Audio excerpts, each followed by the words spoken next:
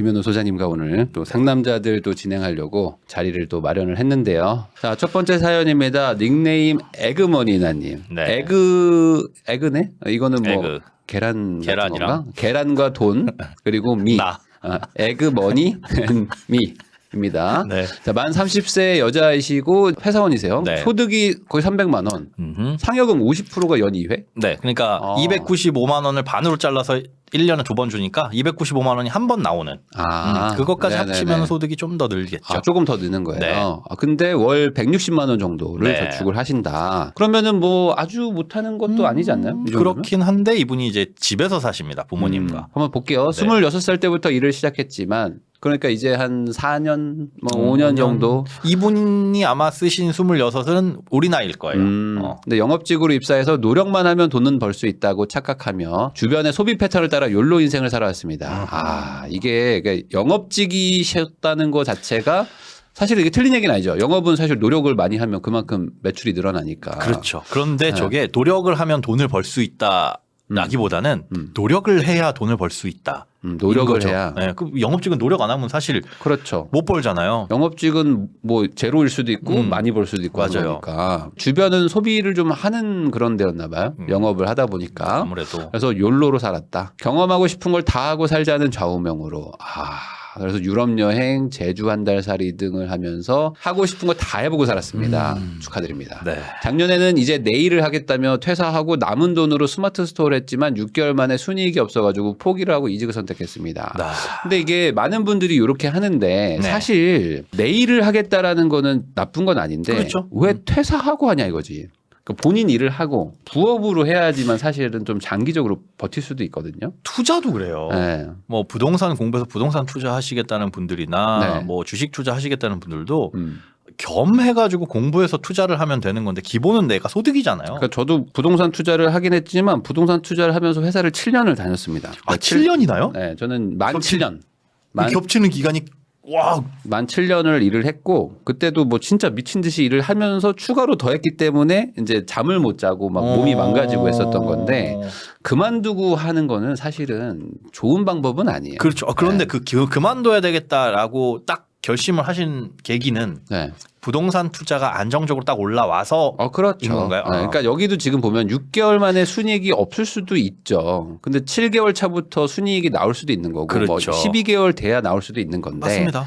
이거를 내가 부업으로 했으면은 쭉 그냥 버텨가면서 할 수 있었는데 난 올인이야. 네. 올인하게 되면 문제가 뭐냐면 단기간에 성과가 나와야 되고 기존에 벌던 거 대비 더 벌지 못하면 그렇죠. 어느 순간 내가 좀 내가 이거 뭐 하고 있지 하면서 막 혼란해지거든요. 저게 분석이 안 돼요. 그러니까 순이익이 없다는 건 제가 이걸 해보니까 돈을 못 벌어서 그만뒀습니다인데 당연히 모든 장사 사업이 돈을 못 벌면 그만둬야 되는데 네. 원인 분석이 돼야 되잖아요. 예를 들어 유튜브를 시작했는데 조회수가 안 나와서 그만뒀습니다. 네.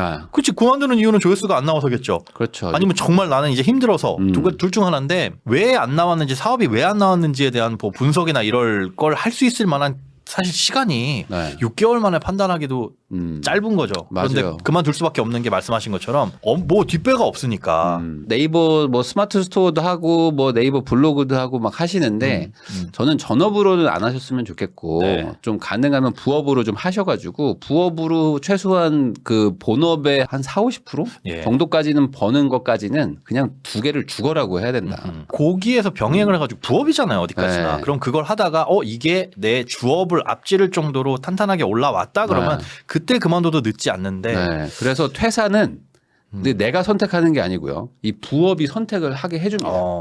부업이 잘 되면 어느 순간 부업이 본업이 돼가지고 이 회사 다니는 시간에 일하는 게 낫네. 그치. 라고 느낌이 오거든요. 그럼 이게 이제 주업이 된 거죠. 그거 느낌이 올 때 퇴사를 하는 거지. 그 전에 퇴사하는 거는 그냥 A로 돈 벌던 거를 그냥 B로 돈을 바꿔서 벌겠다라는 거 정도? 그 정도밖에 안 되는 거지. 심지어 이게 확실해서 불확실로 넘어가는 플러스가 거니까. 되는 게 아니다. 라고 생각하시면 좋을 것 같아요. 개인적으로 혹시 뭐 주변에 뭐 부업으로 좀 이런 거 좀 괜찮다거나 아니면 부업 이런 거 좀 그래도 좀 쓸만하다 이런 거 있으셨어요? 전 주변에서 그 부업으로 성공하신 분 중에 블로그. 아 블로그. 그 블로그가 생각 외로 돈이 꽤 되는 게 네. 광고를 해가지고 뭐 돈 뭐 5만 원 이게 받는 것보다 음. 전자제품 같은 거 있죠. 네. 그거를 리뷰를 해주시고 네. 제품을 받잖아요. 네. 이걸 중고나라에 파는 거예요. 와. 그게 더 이분이 돈 주수입원이 되는 거예요. 그럴 수도 있겠다. 네. 그거를 잘 써주다 보니까 좋으면 내가 쓰고 아니면 그냥 아. 필요 없으면은 중고나라 이런 데를 팔아가지고 네. 당근이나 네. 이런 데 네. 팔아서 네. 그걸로 월급만큼을 버시더라고요. 아. 부업인데 얼마 벌어 거의 월급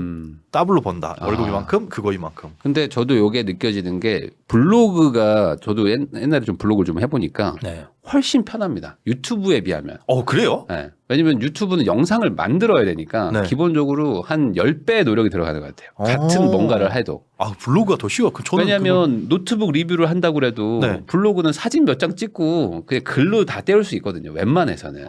근데 이걸 영상화 한다 그러면 촬영 장비 세팅해야 되지, 뭐 촬영하지, 뭐 프리미어 프로 돌리고, 뭐 파이널 컷 돌리고 하면 엄청 일이 많아요. 그런 거는 그래서 블로그를 잘할 수 있는 사람이 유튜브를 잘할 수 있는 거가 아닌가 생각도 좀 들더라고요. 그러니까 유튜브가 되게 어렵거든요. 영상화 한다는 게.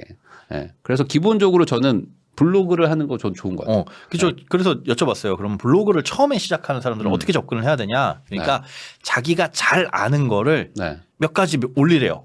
그러면 그리고 신제품 나올 때 본인이 네. 이제 블로그로 뜬 게 어떤 유명한 치킨 프랜차이즈에서 새 신제품이 나왔는데 맛있다 그래서 자기가 사 먹었대요. 네. 근데 본인 입맛엔 너무 안 맞아서 정말 실망을 줘서 짜증이 나가지고 그걸 뿔 때는 없고 블로그에다 푼 거예요. 나는 이거 먹었는데 이래서 마음에 안 들고 저래 서 근데 그게 조회수가 폭발하더니 그때부터 이제 그래서 그냥 나는 일상 뭐 먹어보고 맛있으면 맛없고 근데 그걸 쓰면서 제품도 달아보고 하니까 여기저기서 이제 그 블로그 하시면 아시겠지만은 그거 광고 연결해주는 업체들이 있어요. 그러면 이제 네네네. 날라옵니다. 요거 리뷰해 주시면 뭐 얼마고 뭐 이런 것들이 막 오기 시작하더니 그런 거 이제 한 번 일주일에 몰아서 쫙 써주고 아니 뭐 호텔 여행 가고 이런 것들도 블로그들은 그냥 뭐 광고 협찬 받아서 막 가시고 막 하더라고요. 저는 그분 따라가서 한번 밥을 얻어 먹은 적이 있는데 네. 거기서 나온 거. 아. 카메라 딱 들고 가서 네. 잠시만요 죄송하지만 저희가 밥 먹기 전에 한 30분만 일 좀 할게요. 막 찍어요.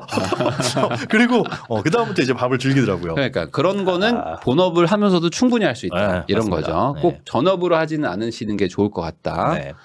부업하다 보면 자연스럽게 퇴사가 결정이 됩니다. 해보고 싶은 거 다 해보고 살았는데 현재 다시 직장인이 된 32살의 저는 아무것도 가진 것이 없다는 걸 알게 되고 투자를 마음먹게 되었습니다. 잠깐만요. 이게 뭐야? 그죠. 아무것도 없으면 투자를 못합니다. 저도 이 네. 포인트에서 아무것도 없다는 걸 알게 된 후 투자를 마음먹게 됐다? 이게 왜 A가 왜 이렇게 연결이 되지? B로 연결이 되지? 그러니까 이게 지금 이 사연자분한테 제가 뭐라 하는 걸 수도 있는데 이게 회피형 사고 방식입니다. 내가 A를 해요. 직장인을 하는데 직장인 답이 없네. 그러면 열심히 모아서 뭔가 이제 악착같이 해야지라기보다는 또 다른 길이라는 게 뭐가 있을까 했을 때 투자라는 걸로 불려봐야겠다. 뭐 이렇게 갈 수도 있는 거거든요. 그렇죠. 근데 뭐 이게 틀린 얘기는 아닌데 요건 아닙니다. 아무것도 가진 게 없다는 걸 알게 됐으면 저축을 해야겠다라고 마음을 먹는 게 B죠. 정신 차려보니 제가 가지고 있는 자산은 300만 원과 청약과 자동차가 있다. 자동차부터 팔아야지라고 생각을 해야 됩니다. 올해 청약제에 3천만 원을 모으는 것이 목표였지만 올해가 6개월이 남은 지금 불가능할 것 같아 속이 쓰립니다. 지금 이미 1,500을 모아놔야죠. 그래야지 뭐 될 거 아닙니까? 그쵸. 6개월이 남았으니까. 네. 아니면 한 1,800 정도? 네, 소득에 따라 모아놨어야 되는데 그것도 안 됐다. 근데 뭐 이건 어쩔 수 없어요. 지금까지는 뭐 과거입니다. 6년의 습관을 6개월 만에 바꾸기가 쉽지 않지만 노력하고 있습니다. 두 분께서 방향을 잡아주시면 더 노력하겠습니다. 참 3천만 원을 못 모으는 이유는 우선 월 150을 모으겠다고 마음먹었으나 100만 원을 저축하고 쓰고 남은 돈을 저축하는 습관. 그러니까 이게 공통적이에요. 네. 맞죠? 대부분. 맞습니다. 자, 월 150만 원을 모으겠다고 마음 먹었으면은 150만 원을 저축하면 되는 거잖아요. 그런데 왜 100만 원만 100만 원만 정기적금 해놓고 네. 이게 여유가 되면 모으겠다. 이게 안 되는 경우가 두 가지가 있어요. 첫 번째는 의지가 약해져서. 그러니까 첫 번째가? 딱 지금 모을 수 있는 능력은 충분히 되는데 되죠. 월 300인데. 되는데 일단 조금 쓰고 남은 거 저축하자 해서 못하는 1번이고 2번 능력이 안 되는데 그렇게 하려고 너무 무리하는 거. 그러니까 돈을 200 버는데 난 300 저축할 거야. 뭐 이런 식인 거죠. 그런데 이 두 번째 경우도 의외로 많아요. 이건 따져보면 안 되는데요. 현재 상황에서. 맞아요. 하는 그리고 경우들이 그것도 많은. 있어요. 저축률 70% 달성하겠습니다라고 오만하게 생각하는 사람도 있습니다. 그러니까 이게 쉬운 얘기가 아니에요. 그러니까 제가 맨날 70% 저축하라니까 알겠습니다. 70% 저축하겠습니다. 1월 달에 엄청 많았어요. 댓글에 저 그거 뭐 누가 못해. 올해 목표 70%입니다.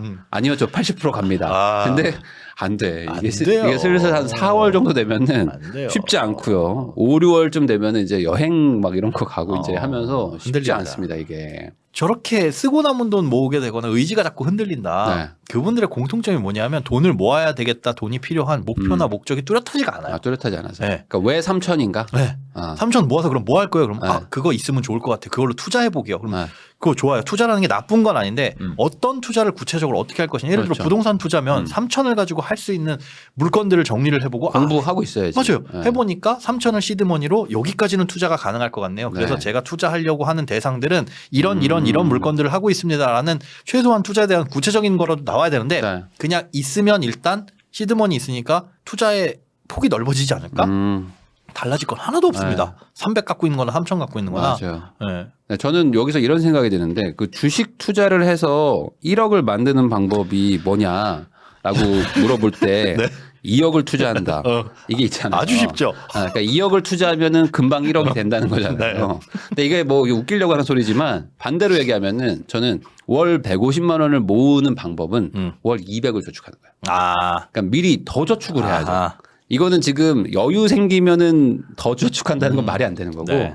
200을 넣다가 너무 힘들면 100으로 좀 줄여가지고 줄이겠다. 평균 150을 만드는 거죠. 그러니까 아예 그냥 180, 200을 저축할 수 있게 모든 걸 세팅해 놔야 너무 스트레스 받았을 때 50만 원 지르고 150 맞추는 거예요. 그래서 이분이 저렇게 사연 보내실 땐 150이라고 그러는데 얼마 전에 네. 통화해보니까 200을 마음먹었다고 하시더라고요. 처음에. 네. 아, 이제 이때는 이제는- 사연 줘서 이제는 200. 이제는 200? 이제는 200. 근데 계산해보니까 안 돼요. 이제 뒤에서 나오겠지만 그렇죠. 95만 원만 쓴다는 거잖아요. 네. 최소한. 안 쉬운 되는 일은 아니죠. 네. 일단 자동차.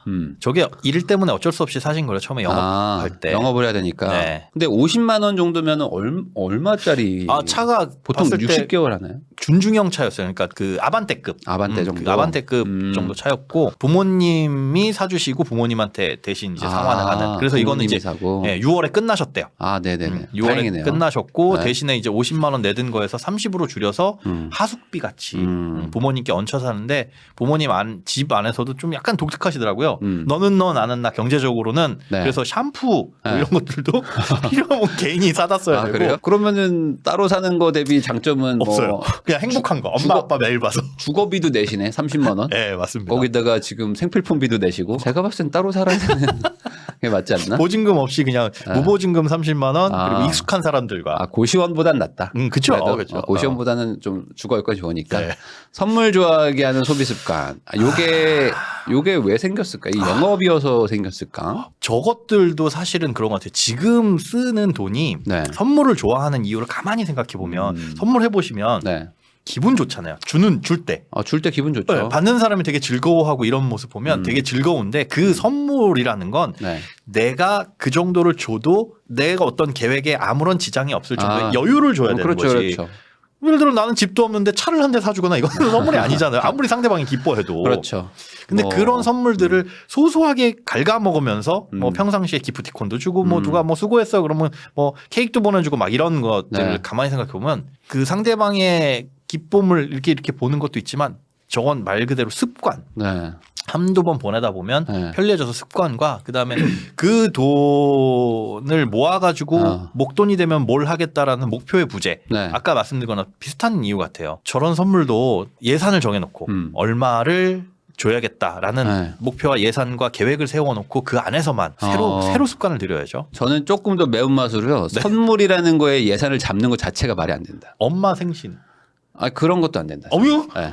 어머니 생신도? 안 됩니다. 어머. 제가 봤을 때는 네. 하숙집 이모한테 돈 주는 거거든요. 이 정도면. 그래도 아니요. 제가 봤을 때는 어머니가 각자 도생하시기로 했으면은 이 정도면 하숙집 이모거든요. 농담인데 왜냐면 지금 3천 원을 모아야 되니까. 네네. 지금 내 앞가림이 안 됐는데 지금 선물을 준다는 거는 지금 너무 과하다. 과하다. 제가 봤을 때 선물은 월 소득의 1% 정도. 그러면 그걸로 합시다. 어깨 주물러 드리기. 그런 거 좋죠. 돈보다도 시간을 써서 할 수 있는 것들. 선물은 정말 남을 때, 돈이 남을 때 하시는 게 사실 좋고요. 남을 때. 그리고 제 느낌에는 그렇습니다. 제가 만약에 부모님이다? 그러면 나한테 선물을 막 줘요. 야, 그냥 나가. 그럴 돈 있으면 나가라고. 나가라 좀. 이러고 싶지 않을까? 그렇지. 너 결국은 그거 내 주머니에서 나온 돈 아니냐? 야, 그냥 이런 거 안 줘도 되니까 좀 나가서 살아. 제가 봤을 때 어머니의 큰 그림이 있습니다. 이렇게 다 자르는 거야. 샴푸도 끊고 다 끊어놓는 거야. 마치 사자가 낙떨어지에서 새끼 떨어지는 왜냐면 썰처럼. 너 여기 있어봐야 이득이 없어 너한테. 그리고 저분의 표현에서 소비 습관이라고 했잖아요. 선물을 습관으로 주면 안 되죠. 안 되죠. 그건 절대 안 되죠. 맞습니다. 선물은 본인 소득의 1% 정도 안에서 해주세요. 그러니까 한 300만 원이다 그러면 한 3만 원 정도. 만약에 3만 원으로 사주는 게 너무 모양 빠지다 그러면 12개월을 모아가지고 그래요. 36만 원어치를 모아서 1년에 한 번 생일에 한 번 사드리는 게 좋지 않을까. 데이트 비용 중에 교통비의 비중이라는 게 무슨 조금 장거리 연애를 하시나 봐요. 그래서 요거는 근데 교통비가 좀 과한가 보죠? 아니요. 제가 보기에는 이 정도 괜찮아요. 다른 거 줄이는 게 낫지. 뭐 그렇게 교통비를 많이 쓴다고 해서 뭐 한 달에 7, 80 써요. 이것도 아니에요. 그래요? 다른 용돈은 안 뭐. 쓰시거든요. 이분도 보니까 다 섞여 있어요. 다 섞여 있어요. 섞여 있어요. 그냥 뭐 쇼핑 이래가지고 섞여 있고 꼭 써야 될 지출도 분리를 안 해놨고 그러니까 내가 쓸 돈을 여기 그러잖아요. 쓰고 남은 돈을 저축하는데 내가 쓸 돈 그래서 좋아요. 쓰고 남은 돈 저축하되 얼마를 쓸 건지를 딱 정해놓고 그 안에서만 쓰려는 그 의지가 필요한데 이번 달은 조금 그냥 기분도 그러니까 좀 더 쓸까? 그러면 쓰고 적게 남는 거고 아유 좀 아껴야 되겠다. 정신 차려야지. 그러면 좀 적게 쓰고 많이 남는 거고. 이분은 혹시 카드는 좀 그렇게 많진 않아요. 그러면 다행이네요. 그러면 이분은 우선 적금을 들어야 될까요? 적금을 들어놓는데 적금을 드는 방식이 조금 틀렸어요. 그것도 이제 뒤에서 설명을 해드릴게요. 그럼 가장 좋은 습관 어쨌든 계획적으로 해야 되는데 그렇죠. 계획이 잘 안 세워지니까 이렇게 되는 걸 수 있잖아요. 그러면 우선은 떼고 남는 걸로 살기. 기본적으로 내가 계산해 봤을 때 이 정도는 최소한 저축할 수 있어. 아무리 못해도 그럼 그거 다 뜯어놓고 그 다음에 남는 거에서도 최대한 아껴가지고 그걸 또 저축을 해야 되는데 그 판단이 전혀 안 돼 있는 상황. 그럼 뭐 쓰세요라고 말씀드리면 그냥 뭐 샴푸 같은 거 그냥 뭐 개인적으로 쓰는 근데 매달 사는 건 아니잖아요. 그리고 어머니 거 좀 써도 됩니다. 그냥 어머니 거 좀 쓰고 좀 이렇게 덜어낸 다음에 설마 물 좀 타놓으면 그래요. 냉장고에 이렇게 칸이 나눠져 있겠어요? 그렇게 티나지 않기 때문에. 니꺼 토마토 이거는 우리 마시는 멜론 이렇게 나눠지 않았을 거 아니에요. 그리고 또 반대로 어머니가 내 걸 쓰고 있을 수도 있다. 이런 것도 또 생각을 해보셔야 되니까 뭐 그람수를 달아 놓으시든지 한번 좀 체크는 좀 해보세요. 농담입니다. 선물은 좀 끊어야 된다. 선물은. 그렇습니다. 포기할 수 없는 소비는 6월차 할부 상환 후 부모님 생활비 30만 원. 이거는 뭐 하숙비니까 그렇죠. 이건 줘야죠. 3천만 원을 모으면 하고 싶은 일. 부동산 투자를 하고 싶습니다. 이거는 뭐 3천만 원으로 불가능한 건 아닙니다. 그렇죠. 근데 이제 경매 같은 거 좀 배우셔야 돼요. 이거는 좀 그냥 일반 갭 투자는 좀 어렵긴 합니다. 워낙 비싸져서. 각종 마인드 세팅 도서, 투자 기본 도서 유튜브로 기본기로 다지고 있습니다. 좋아요. 공부하고 6월부터는 강의 수강 임장 다니면서 적극적으로 공부하고 내년부터 투자 시작하고 싶습니다. 일 그만두시지 마시고요. 그렇죠. 일을 하면서 지금은 일을 하면서 그 일은 계속 더 많이 하시고 취미 같은 거는 극도로 줄여야 됩니다. 다른 시간 줄여서 취미를 줄여야 되고 그리고 만약에 남자친구랑도 만약에 마음이 맞으면 같이 그냥 어차피 데이트하는 김에 임장 데이트를 하든 뭐 강의를 같이 듣든 뭐 이런 걸 하셔야 됩니다. 그냥 지금은 놀면 안 돼. 노는 거는 절대 하면 안 됩니다. 그러니까요. 저기서 일 취미, 노는 거, 그 다음에 저 투자를 위한 공부, 그러면 뭔가 시간이 빠듯하니까 뭘 줄여야 되겠다라고 생각했을 때 1번, 일을 줄이는 건 정말 바보짓이라고 말씀을 드린 거고. 잠을 줄이시고요, 우선. 맞습니다. 잠 많이 줄이시고, 노는 건 아예 금지. 젊었을 때는 잠 줄여도 건강 그렇게 망가지지 않아요. 괜찮습니다. 괜찮아요. 충분히. 맞아요. 자, 자산이 현재 지금 2,091만 원 정도 있는데, 삼성전자 애플이네. 주식 해야 될까요? 투자라고 하는데 사실 주식 투자나 금융 투자는 뭐냐 하면 노력은 기본이지만 그게 성과로 연결되지는 않는다라는 거. 이거 끊으셔서 생각을 해야 됩니다. 부동산 투자는요. 노력하면 노력할수록 이게 뭔가가 연결이 돼요. 그러니까 임장을 다녀보고 A라는 물건과 B라는 물건을 비교해보고 이런 것들에 내 노력이 결부되잖아요. 그리고 좀 이해가 좀 돼요. 그렇죠. A집하고 B집 둘 중에 A가 좋은 건 알겠거든. 네. 네. 그러면서 뭔가 하나 나가는데 주식이라는 건 공부를 하고 오케이 자 분석을 합니다. 예를 들어서 무슨 뭐 퍼가 얼마야 뭐 PBR이 얼마야 이렇게 따져봐가지고 뭐 업종도 괜찮고 성과도 괜찮네 실적도 괜찮네 해가지고 투자를 하지만 그 다음에 할 수 있는 일은 뭐냐면 기도예요. 다른 일 안 벌어지게 금융 투자라는 건 사실 사놓고 그 다음에 할 게 없는 거예요. 물론 이제 부동산도 마찬가지이긴 그렇죠. 하나 부동산은 대신에 들어가서 살 수 있어요. 근데 대부분 주식 투자 하시는 분들을 보면 자 봐요 삼성전자 애플 한 주씩 분명히 컨셉이 그런 거예요. 그러니까 이거를 이제 한 주씩 모아가자 이런 거였겠죠. 도대체 계속 모아서 가다 보면 부자가 될 수 있다. 왜?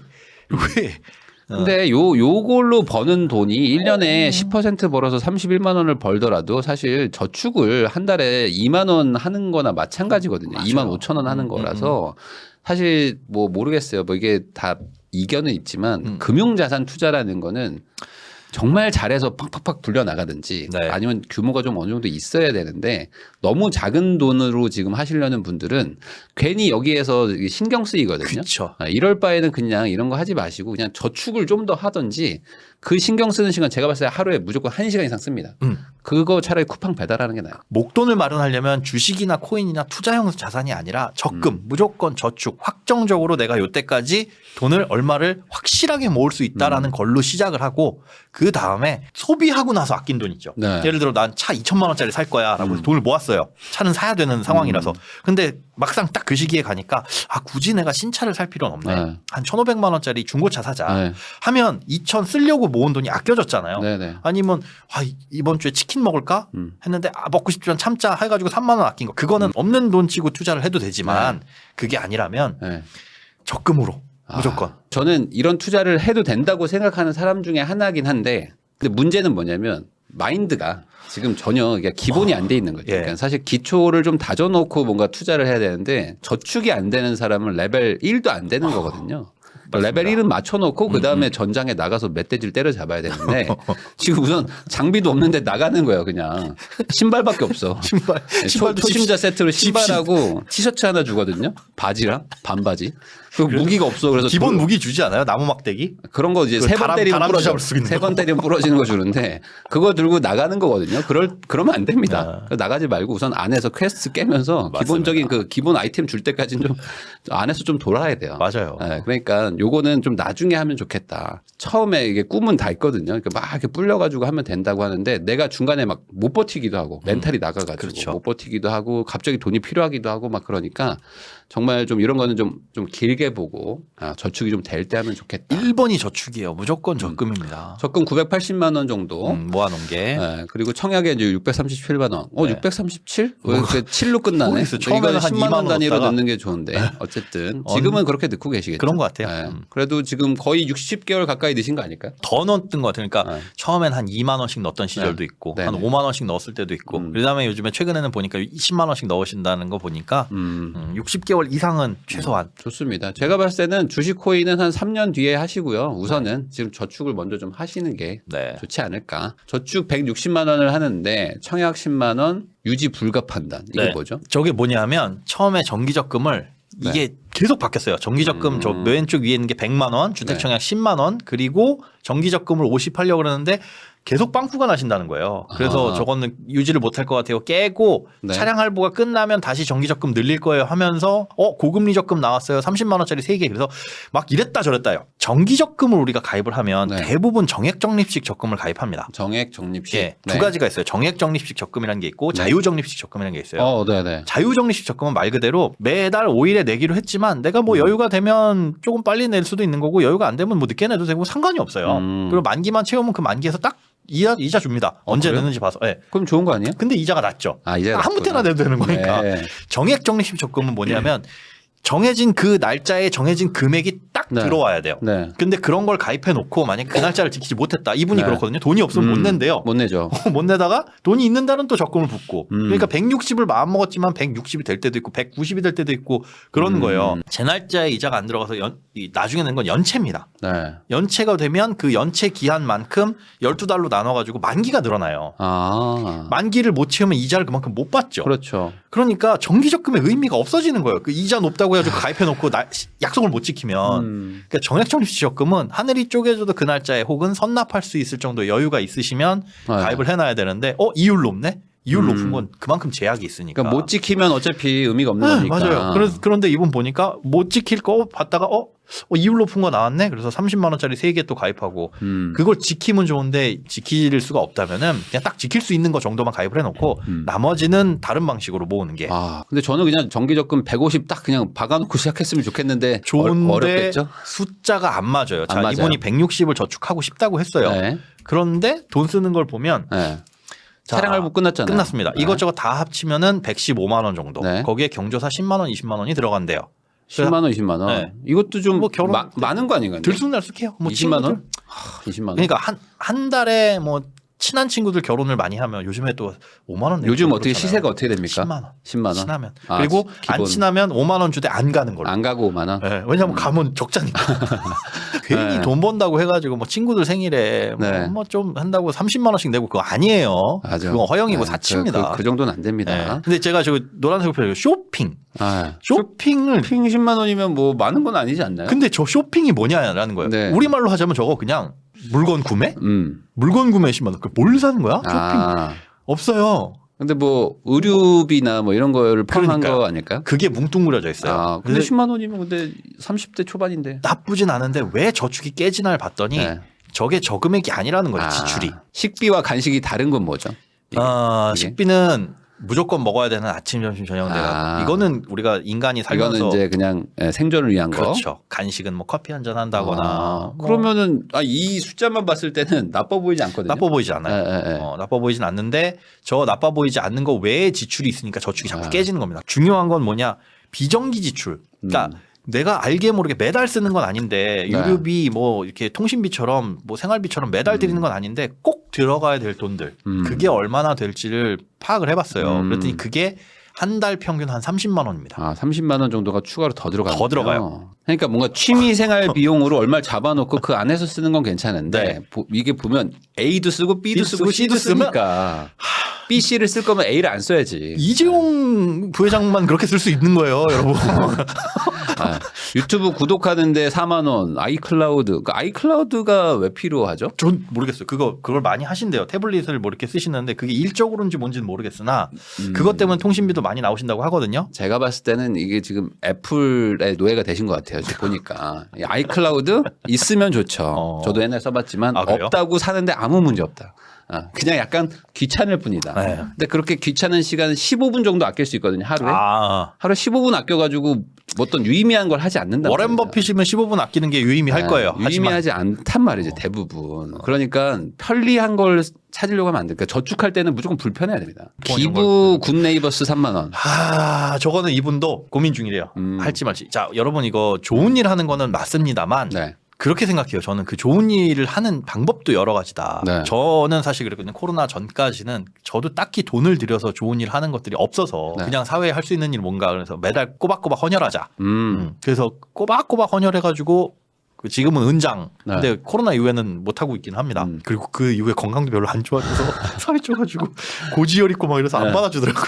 피가 불량하다. 다시 할 거예요. 이제 좀 괜찮아지면. 헌혈 좋네요. 왜냐면은 헌혈한다고 해서 뭐 아주 심각하게 몸에 안 좋은 것도 아니고. 그렇죠. 나도 좋은 일 했으니까. 네. 저렇게 굿네이버스가 뭐 나쁘다거나 뭐 유니세프가 나쁘다거나 이런 건 아니지만 사업비가 굉장히 많이 들어갑니다. 이게 참 불편한 진실일 수 있는데 제가 듣기로도 실제로 100원이 들어왔을 때 실제 그 아이들한테 가는 돈이 많지 않다. 네. 지금 나도 일단 내 코가 우선 내가 기부를 할 상황은 아닙니다. 네. 근데 많은 분들이 그 3만 원 아껴서 뭐 해요? 이러거든요. 저는 그 마인드가 문제예요. 아침님이 좋은 말씀하셨어요. 동사무소에 얘기해서 직접 후원하시는 그런 것도 좋죠. 그것도 돼요? 가능해요? 뭐 있다면 뭐 있겠죠. 네. 어쨌든 이분은 뜨문뜨문 쓰는 돈이 뭔지 좀 파악을 하고 비상금이 전혀 없어요. 비상금도 좀 파악을 해보고 그다음에 돈을 모으는 목적, 투자 목적 이외에 내가 이 돈을 좀 굵직굵직하게 언제 뭐 독립도 하셔야 되잖아요. 그런 것들을 좀 생각을 해보셔라. 비정기예산 한번 봤습니다.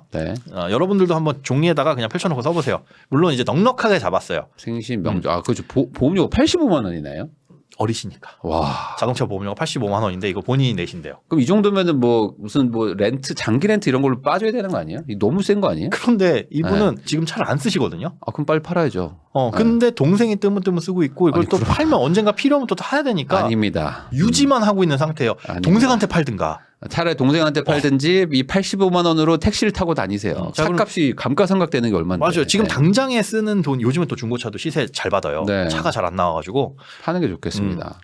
생신 부모님 두 분 10만 네. 원씩, 명절 10만 원씩, 그렇죠. 의료비 네. 거의 안 쓰신다고 하는데 안 쓸 수가 그래도 없지. 네. 한 달에 10만 원이요. 네. 저것도 겨울옷은 뭐 비싸고. 화장품도 사고 하실 텐데. 네. 남자친구 기념일 거의 안 챙기는데 생일 정도는 챙긴대요. 네. 뭐 먹고 뭐 하고. 그럼 1년에 20만 원. 그러니까 1년 돈이거든요. 저걸 합쳐보면 360만 원인데 네. 나누기 12달 하면 30만 원이잖아요. 그렇죠. 여기서 이제 줄일 거 한번 줄여보세요 하면 자동차 이런 거를 줄이지 않는 이상 생신? 한 분당 5만 원 할까요? 그럼 여기서 얼마 줄어드냐면 월 10만 원이니까 8천 원 줄어듭니다. 네. 커피 2잔 아끼는 거.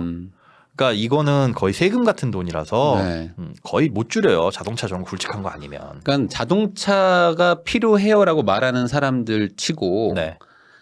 물론 필요도 하겠죠. 근데 그거 말고 다른 거 줄일 수가 있냐 물어보면 다른 거 줄 게 없거든요. 없어요. 그러면 불편함을 참아야죠. 감수해야 되는 맞습니다. 건데 저축은 하고 싶은데 자동차 정도는 타야죠. 뭐 이게 있어야지 연애도 하죠. 뭐 이게 있어야지 뭐 젊을 때 여행도 가죠 하면은 저축을 안 하겠다는 얘기랑 똑같다. 아니면 돈을 더 벌어야 되는데 그럴 맞습니다. 방법도 마땅치 않다면 네. 좀 고생을 해야 된다는 거죠. 네. 이 돈이 많은 거는 아니에요. 네. 결혼하면은 저게 더 많아지는데 문제는 저걸 파악해 놓고 그렇죠. 포함시켜 놓은 다음에 쇼핑 뭉뚱그려서 10만 원이 아니라 네네.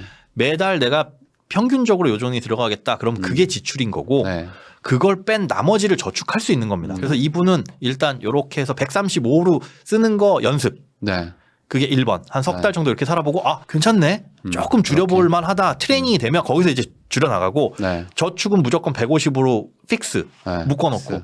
그러면 계산상으로 10만 원 남는데 이분 빠진 게 있어요. 상여금. 그거 더하면 이분 월 평균 소득은 310만 원입니다. 아 310만 원. 그럼 20만 원 더 사실 저축할 수 있는 거예요. 네네. 그렇게 해서 빠듯하게 저축하면 금방 모여요. 내년 5월에는 3천 넘어가고 네. 그다음에 한 2, 3년 있으면은 현금 1억. 요 3천 얘기를 계속 하는 이유가 뭐냐면요. 이 꽤 3천을 모으기가 우선 힘듭니다. 이게 많은 분들이 저축이 안 되는 분들이 다 500, 1000에서 다 멈춰요. 왜냐면 그때 뭐 여행도 갈 일도 있고 뭐 뭔 일이 생기거든요. 근데 그거 한번 통과해도 2000대가 진짜 힘들어요. 2000대 되면 이제 차도 아른아른하고 막 뭐 이제 돈도 좀 생기니까. 저걸로 이제 할 수 있는 게 좀 많이 보이죠. 그것도 그렇고 막 투자도 막 하고 네. 하면서 막 까먹기도 하고 해서 이 3천 마련하는 것 자체가 어찌 보면 인생의 약간 그 마일스톤 같은 개념이에요. 그래서 말을 하는 거거든요. 그러니까 저축이 아예 안 되는 분들은 이걸 최단 기간에 한번 해보세요. 요게 되면 1억까지 가볼까 하기도 하거든요. 그러니까 투자를 하려면 한 요 정도 모아놓고 하는 거를 좀 개인적으로 추천합니다. 네. 그렇게 하면 25년이면 1억이네요. 네. 현금으로. 현금으로. 그러니까 무슨 주택청약 이런 거 빼고 네. 거기는 깨지 않으면 못 쓰는 돈이잖아요. 네, 그거 네. 말고 뭐 예적금이나 이런 걸로 쭉쭉 모으는 돈이 2025년 8월이면 그리고 소득이 늘어나면 더 네. 그리고 소득이 지금 나쁘지 않으시기 때문에 맞아요. 지금 그냥 하면 되는 겁니다. 하면 되는데 못하는 이유는 나다. 네. 내가 문제다. 정리하자면 이분은 150만 원 적금 픽스 그다음에 한두 달 정도 생활해 보고 괜찮다 그러면 30만 원 더 할 수 있는 여력이 네. 되니까 이것도 적금 들리고 그럼 180은 할 수가 있습니다. 다만 여기까지 했는데 지금 똑같이 또 살면 안 돼요. 그거는 진짜 잘못되는 겁니다. 지금부터는 바꾸셔야 됩니다. 그렇죠. 그러면은 바뀝니다. 두 번째 사연입니다. 절박한 30일. 만 31세 남자시고 건설 기술직 약 10개월 정도 하셨고 네. 상여 별도인데 240이네요. 그 월 저축액이 175.5만 원. 네. 뭔가 디테일하네요. 네. 저런 분들 특징. 네. 0.5, 0.2 네. 이런 거 나오는 건 진짜 쥐어 짜고 살고 계신 거예요. 그렇죠. 1000원 단위까지. 그런 분들이 보통 저축을 잘하고 있는 맞습니다. 케이스가 많습니다. 제 사연을 소개하자니 너무 우울하고 처지는 것 같지만 어떻게 하면 조금이라도 빨리 타개할 수 있을까 해서 사연을 보냅니다. 아, 희귀 난치성이 있으셨구나. 네. 그래서 오랜 시간 싸웠는데 이제는 기적적으로 신약이 개발돼서 정상적인 삶을 살고 계시는 것 같아요. 되신대요. 치료 이후에 학사학위도 받고 열심히 살아가지고 자격증도 5개 따고 그래서 지난 3년 동안 절박한 마음으로 열심히 살았습니다. 인간 승리 아닙니까? 그동안 고생한 거를 또 만회하고 싶으시니까 네. 또 3년간 열심히 사신 거죠. 어머니가 생활비 명목으로 사용한 4천만 원의 빚이 있는 걸 뒤늦게 알게 됐습니다. 금리가 높은 순으로 제가 대출을 받아서 대신 상환하고 있습니다. 아, 근데 이제 부모님 빚이 있군요. 그러니까 저게 이제 약이나 뭐 이렇게 치료를 받았던 게 거의 한 달에 200~300 정도가 들어가는. 아, 그게 또 건강보험 안 되고 막 안 그런 되는 거였어요. 거였구나. 그리고 그때 치료가 되는 게 아니라 그냥 네. 대증 치료라고 하나요? 뭐 이렇게 완화만 네네. 시키는 아, 그럴 악화되지 않는 정도여서, 정도만. 예, 그런 상황이라서 네. 부모님이 이제 빚이 생기신 거죠. 저 근데 이걸 뭐 어떻게 하겠어요? 어떡할 수 사실 없어요. 뭐 나를 위해서 쓰신 빚인 거니까. 그거예요. 네. 그러니까 이미 난 죽은 목숨이었다라고 생각하니까 지금 열심히 그냥 사는 건 어찌 보면 인생의 보너스라고 생각하고 살긴 사는데 네. 또 이제 완치가 됐으니까 빚도 갚고 뭐 결혼 준비도 하고 이러면 내가 언제나 이걸 할 수 있을지 막막하기도 하다. 그래서 마음이 약해지고 있는데 또 현실적인 조언을 좀 해주셨으면 좋겠다라는 얘기였어요. 3천만 원을 못 모으는 가장 큰 이유는 부모님의 빚이다. 근데 네. 이건 부모님의 빚이라기보다는 내 빚이라고 봐야겠네요. 그렇죠. 어쩔 수 없이. 네, 어쩔 수 없이 부모님이 그렇게 뭐, 보고 있는 거고 그다음에 뭐 지금까지 돈을 벌 수 있는 상황이 아니었으니까 못 모으는 이유라고 하시지만 근데 사실은 그러니까 어릴 때부터 아프셨으니까 사실 맞아요. 경제 활동을 예. 못 하셨을 거 아니야. 그렇습니다. 가족들과의 외식 비용은 포기할 수가 없다. 그러니까 그동안 이제 너무 고생했으니까. 근데 이게 가족들과의 외식 비용 그러면 한 달에 많이 쓰요. 한 달에 5만 원. 아, 5만 원. 그러니까 형, 어머니, 아버지 이렇게 해가지고 치킨 하나 정도 시켜도 먹는 그거는 뭐 당연히 외식을 외식의 기준이 작다는 거죠. 네, 소소합니다. 3천만 원을 모으면 하고 싶은 일. 우리도 이렇게 잘 살 수 있다는 걸 가족들에게 보여주고 싶습니다. 의지가 되게. 그렇죠. 우리들 지금 힘들게 사는데 내가 이렇게 돈을 크게 모으고 뭔가 하면 어머니도 아버지도 뭐 형한테도 뭔가 희망을 주고 싶은 뭐 그런 거라는 거죠. 소장님은 여기에 대해서 어떻게 생각할지 제가 궁금한데 네. 이게 지금 어찌 보면은 가족이 나를 위해서 희생을 많이 한 거잖아요. 그렇죠. 근데 이제 완치가 됐으니까. 네. 그럼 이제는 내가 가족의 희생에 대한 보답을 하고 살아야 될 것 같다는 생각이 들 거란 말이죠. 그럼 이렇게 생각하고 사는 게 맞는지 아니면 과거는 과거대로 뭐 어쩔 수 없이 끊고 나는 네. 또 나대로의 삶을 또 준비해야 되는지. 저는 갚아야 된다라고 생각을 하는데 그 갚는 네. 게 그 마음의 빚이나 이런 것들은 갚아야 됩니다. 하지만 그것 때문에 그러면 부모님이 갖고 있는 물질적인 빚을 내가 갚아야지라고 하는 건 방법이 좀 잘못된 거라고 생각해요. 그래요? 뭐냐면 어머니의 짐을 덜어드려야 되겠다라는 네. 건 맞아요. 근데 그 짐을 더는 방법이 내가 아는 범위 내에선 그 돈을 대신 갚아드려야지만 되는 거잖아요. 네. 근데 여러 가지 방법들이 있습니다. 여러 가지 방법들을 찾아보는 거죠. 네. 어머님의 집을 덜어드릴 수 있는 여러 가지 방법들 중에 뭐가 있을까. 어떻게 네. 보면 이렇게 사연을 보낸 것도 그 중에 하나인가 아닌가 싶는데 내가 아는 범위 내에서는 제한될 수밖에 없어요. 그런데 여러 가지 사회적 제도나 이런 것들을 통해 가지고 네. 그런 짐을 간접적으로 갚을 수 있는 그렇게 찾아보는 게 저는 좋을 거라고 생각을 합니다. 근데 어머님 빚이 좀 꽤 있으신 거잖아요. 거의 지금. 뭐 4천만 원 정도가 있으셨고 네. 그리고 이분이 그래서 저기 뭐냐 햇살론이나 이런 대출을 아. 받아가지고 어머니가 이제 소득이 없으세요. 지금 환갑도 지나셨고 그렇구나. 연금 정도 30만 원 받으셔가지고 생활하시는 거라 거의 기초연금이죠. 그동안 이제 어머니의 희생으로 이제 내가 이제 완치를 한 거죠. 어찌 보면 여기까지 버티고 온 거니까. 근데 이제 어머니는 나이가 많아지셔서 이제 노인이 되셨고 네. 소득은 없고 나밖에 없는 거잖아요. 어찌 보면. 그렇죠. 이제 챙겨야 될 사람은. 네, 뭐 형도 있긴 한데 어쨌든지 간에 그런 상황에서 그럼 내가 이제 부모님 부양하는 건 맞지만 네. 그 빚을 갚아드려야 되냐 저는 이분한테 말씀드리고 싶은 게 어머니 자체로 딱 보면 네. 소득이 없으세요. 네. 기초연금 받으시면서 생활하고 그다음에 일을 하실 수 있을 정도의 막 이게 건강이라든지 그런 것들이 안 되는 상황이면 나라에서 이분들을 위해서 해주는 제도들 많이 있잖아요. 파산. 파산 같은 것도 있다. 됩니다. 파산이라는 게 이런 분들 구제해주기 위한 거예요. 왜냐면 그 빚이 대물림 돼가지고 점점 다 힘들어서 출발선을 뒤로 계속 미루게 되면 그 고통 때문에 정상적인 생활을 못하는 수가 생기거든요. 이분이 지금 보냈을 때 저는 되게 짠한 게 뭐냐면 결혼이 사치가 아닐까라는 생각을 하신다라는 거. 네네. 사치라는 건요. 불필요한 비용을 지불하는 건데 네. 그걸 불필요한 비용이라고 생각을 해야 될 상황까지 놓일 필요가 있나? 그러니까 이분은 지금 그 빚을 어머니가 나 대신에 지었고, 그쵸. 그러니까 이건 내가 이제 일을 하니까 내가 갚아줘야 된다고 생각하는데, 네. 그러면 결국에 부모님은 부모님대로 뭐 빚을 갚는다고 해서 인생이 뭐 더 나아지는 상황은 아니시고, 아니죠. 그리고 나는 나대로 계속 돈을 갚다 보면 나이 먹고 이제 뭐 어느 순간 이제 아무것도 좀 못해요. 타이밍을 놓칠 수도 있는데, 네. 그럼 빚을 해결은 해야 되잖아요. 해결해야죠. 그 빚을 해결하는 게 파산이라고. 파산. 그러니까 개인회생이라는 거는 내가 소득이 있을 때나 가능한 겁니다. 근데 파산은 아무나 안 받아줘요. 여러분 그래도 야 빚 갚은 거 다 파산해버리고 말지 네. 라고 할 정도의 도덕적 해이가 일어날 수 없는 제도입니다. 네. 법원에서 굉장히 엄격하게 판단하고 나이라든가 건강이라든가 이런 것들을 다 따져가지고 네. 그 다음에 파산 여부를 결정하고 파산이 일단 되면 아무것도 못합니다. 금융적으로나 아니면 왜 우리 보통 취업할 때도 네. 파산, 급치산자 안 된다고 다들 걸러버리잖아요. 네. 네. 불가능해요. 뭘 할 수가 없어요. 그리고 면책 결정을 받아야 됩니다. 이분은 파산 신청을 하고 파산 상태이지만 그래 빚에서는 해방시켜 줄게요. 네네. 다시 한번 사회생활 해보세요 하고 구성원으로서 일을 할 수 있도록 다시 만들어주는 거예요. 그게 낫죠. 사연을 들어보시면은 네. 또 약간 좀 두 부류가 있을 것 같은 게 아니 그래도 빚을 졌는데 갚아야지 그걸 뭐 파산으로 그냥 다 처리하면 되냐라고 하는 분들도 있겠지만 사실 이분은 아파서 그런 거잖아요. 맞아요. 뭐 아프고 싶어서 아픈 것도 아니고 그래서 그렇게 빚이 생겼는데 네. 이 빚 때문에 결국에 내 인생도 계속 빚을 갚으면서 살 수는 없지 않냐. 그렇죠. 그리고 그리고 국가적으로 봤을 때는 이런 거를 공제를 해주고 저는- 이렇게 면제를 해줌으로써 네. 또 다음 또 삶을 살 수 있게 해주는 그런 제도라는 게 있다라는 거죠. 저는 그렇게 생각해요. 그렇게 해서 제도의 도움을 받았으면 내가 네. 성공해서 부를 이룬 다음에 세금 많이 내잖아요. 그러면 네. 그게 결국은 사회에 대한 환원이거든요. 네.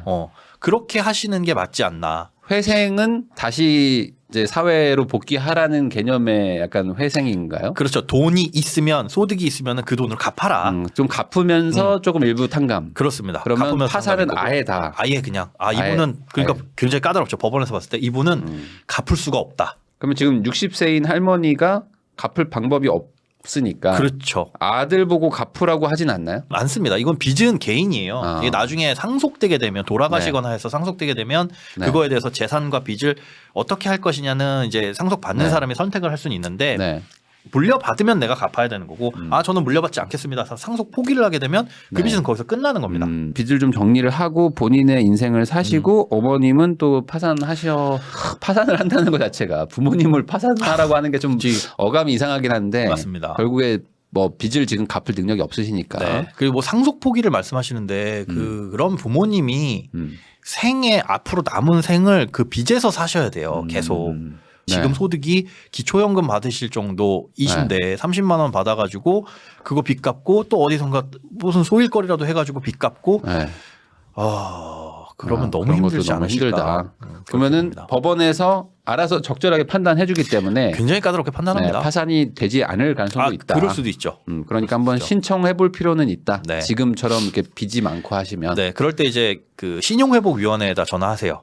빚 때문에 힘들다면 네. 갚는 게 맞지만 갚을 방법이 안 보이는 경우 있거든요. 그렇죠. 빚 뭐 이자보다도 내가 소득이 뭐 적을 수도 있고 그렇습니다. 도저히 상황이 안 될 수가 있으니까. 네, 그럴 경우에는 전화를 하셔가지고 이런 상황은 어떻게 해요라고 하면 여러 가지 채무조정 제도가 있으니까. 네. 빚을 지는 것도 사실 어찌 보면 본인의 책임일 수도 있는데 네. 그 책임을 뭐 국가의 힘을 빌어서 이렇게 면책을 받으라고 말하는 게 또 이상할 수도 있는데 네. 또 현실적으로 해결이 안 되는 분들 입장에서는 빚만 갚다가 인생이 끝나는 걸 수도 있으니까 뭐 그런 제도가 있다 사회적으로 그렇습니다. 그렇게 생각해 주시면 될 것 같고 이분은 뭐 그러면 뭐 지금 저축이나 이런 거는 잘하고 있으신 잘하고 거죠? 있어요. 그게 이악 물고 저축을 해서 일을 지금 이 상태에서 하신 건 10개월밖에 안 됐지만 네. 아프신 와중에서도 소소하게 일하면서 아. 여지껏 이악 물고 모은 게 자산이 꽤 돼요. 그 전에도 좀 모으신 거예요. 네, 그러니까 지금의 일자리를 가지신 건 그러네. 해외 주식도 3천만 원. 네.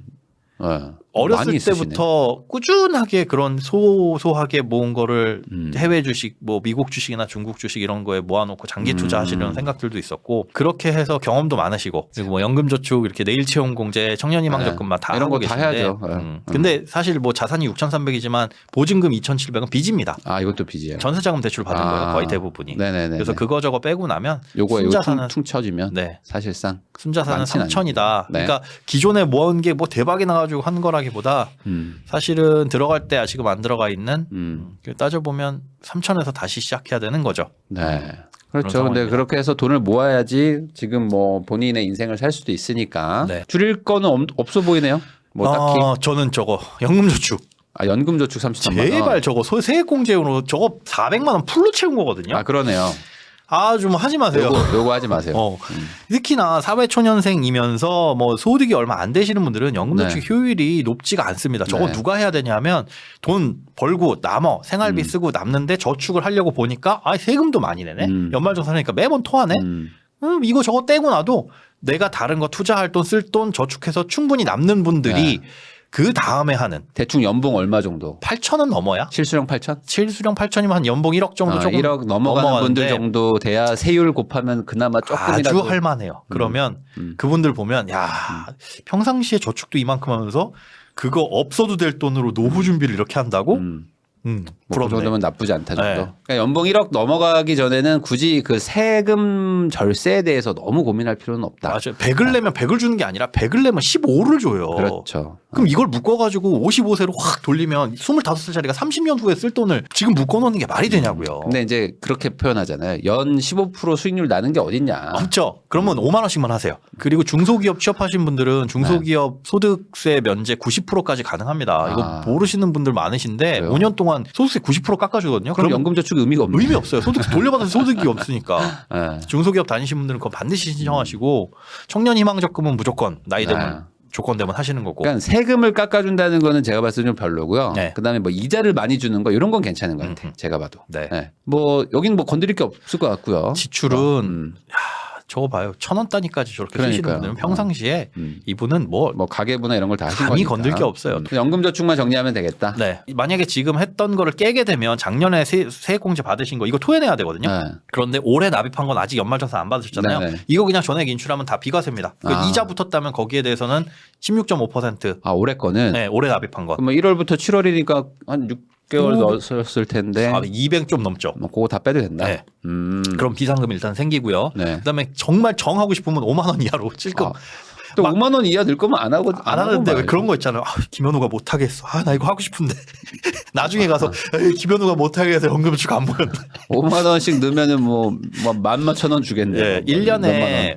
60이잖아요. 네. 절에 안 깨요. 아. 1년에 60이 모여서 10년 모여봐야 600입니다. 네. 이자 붙어서 1,000만 원대 딱 칠게요. 10년 동안. 그래야 이 돈을 중간에 안 깨지. 지금처럼 400씩 넣죠. 3년만 지나도 1,200이고 5년 넘으면 2,000입니다. 맞아요. 이거 돈 필요하면 저거 깨요. 네, 쉽지 않아요. 네. 네. 깨면 세액공제 받은 거 다 토해내고 그게 뭐냐고. 근데 가산세도 붙나요 혹시? 그런 거 아니에요? 16.5%를 뗐는데 네. 납입할 때는 원금의 16.5%지만 네. 깰 때는 원금 플러스 이자의 16.5%예요. 그럼 결국은 그게 가산세죠. 뭐 그런 거네요. 네.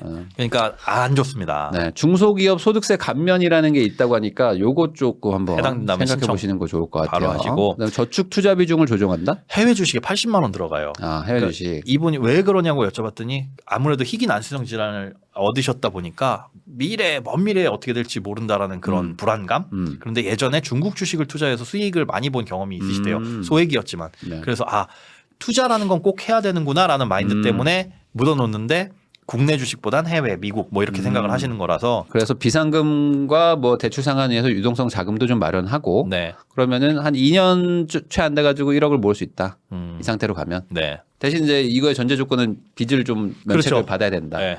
부모님 빚은 그렇게 정리를 하시. 그거는 좀 상담을 한번 받아보시면 좋을 것 같아요. 맞습니다. 국가가 봐도 이 정도면은 파산이 맞다 하는 사람만 파산을 시켜준다고 하니까 네. 한번 신청을 해볼 필요는 있겠다. 그렇게 해서 28년 정도 되면은 3억.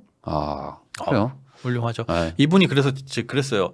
제가 전화를 드리면서 결혼을 만약에 한다면 30대 중후반 그 사이? 그런데 그때쯤 그러니까 결혼을 왜 안 하시려고 그렇게 생각을 하시냐? 그랬더니 여유가 안 될 것 같다. 여유가 안 된다. 그럼 그 여유의 기준이 어느 정도면 될 것 같냐? 할 때 그래도 한 3억 정도에서 5억 사이는 있어야 그게 여유이지 않을까 싶네요라고 말씀을 하시더라고요. 되게 조심스럽게. 3억은 많은 돈이에요. 굉장히 큰 돈입니다. 저는 진짜 저렇게 있으면 여유 있죠. 3억은 되게 엄청나게 큰 돈이고요. 여러분 3억 저 현금으로 갖고 있으면 우리나라에서 해주는 대부분의 많은 지원들 있죠. 네. 뭐 청년 신혼부부 뭐 이렇게 해서 저리 대출 이런 거 다 안 돼요. 다 안 돼. 그럼 이쯤에 결혼해야 되겠다. 다 안 됩니다. 25년쯤엔 결혼을 하는 걸로 생각하고 네. 내년쯤부터는 좀 연애를 시작을 하시긴 해야 되겠네요. 네. 그러니까 뭐 이런 걸 또 보니까 또 약간 좀 면책이나 아까 말한 그 파산 이런 것들도 필요하다는 생각이 좀 드네요. 그러니까 왜냐면은 뭐 그런 빚을 빌려준 곳들도 예. 힘들긴 하겠지만 맞습니다. 또 어차피 못 갚을 수도 있는 분들한테 뭐 그걸 계속 이렇게 굴레를 씌워가는 그것도 또 문제라는 생각도 좀 그렇죠. 들고요. 최근에 안타까운 사고들도 많이 있었잖아요. 그런 빚 때문에 네. 극단적 선택을 하시는 분들이 계신데 최근에도 뭐 용산에서 뭐 일가족 자살하시고 하는 게 있더라고요. 애들이 무슨 죄냐고요. 물론 이런 것들을 악용하는 나쁜 사람들이 있긴 해요. 네. 하지만 그 사람들이 있을지언정 요 사람들을 구해야 되잖아요. 그리고 아까 말씀드린 것처럼 내가 그걸로 인해서 벗어나고 정상적인 소득이나 자산을 모은다 그러면 그때 사회에 환원하면 되는 거고. 네. 좋습니다. 이렇게 해서 내가 부자 된 다음에 나중에 나와 같은 사람들을 도와주자. 네. 그렇게 생각하는 게 오히려 선순환 구조다. 그렇죠. 이런 말씀이신 것 같습니다. 투자를 떠나서 인생을 살아가려면 저축이 필요하고요. 저축하려면 소비 통제가 필요하고 소비 통제를 하려면은 또 소득도 필요합니다. 그렇습니다. 그러니까 이 모든 건 다 이어져 있다. 그러니까 뭐 하나 내가 문제가 있다고 생각하면은 어디서부터 꼬여 있는지를 찾는 게 중요하고 그 꼬여 있는 걸 풀어주는 방송이 저희 이제 상남자들이라고 생각하시면 될 것 같습니다. 그래서 꼭 본인한테 도움이 안 되고 내 사연 아닌데라고 생각하더라도 보다 보면은 아는 게 있다. 네. 오늘은 파산을 배웠다. 수틀리번 파산하자. 아, 그거 아니에요. 아니에요. 수틀리프 파산 아닙니다. 아이, 나 인생 한 방이야. 가다가 코인 몰빵하고 아니면 파산 들어간다. 그거 진짜 나쁜 겁니다. 그렇게 해서도 안 되고. 라는 아주 좋은 조언을 해주신 우리 소장님과 이제 작별 인사를 하도록 하겠습니다. 오늘도 수틀리면 파산한다는 거 알려주셔서 감사합니다. 또 2주 뒤에 뵙겠습니다.